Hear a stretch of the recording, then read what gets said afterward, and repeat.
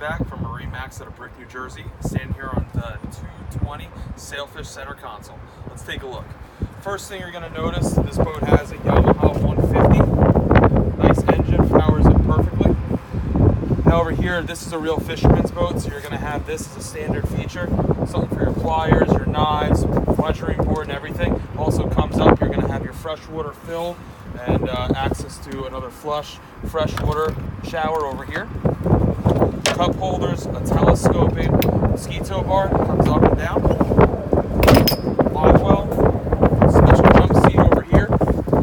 Access for all your electronics. This one comes with a command link, Yamaha, for the gauges. You got your throttle, your steering wheel. Moving forward. Probably one of the better bows on a 22-foot boat.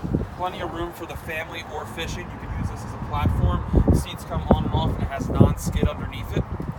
Spacious head as well. And dedicated room for a table. If you'd like to come take a look and learn more and have a walkthrough, again, I'm Dan Fernback with MarineMax out of Brick, New Jersey. Love to show it to you.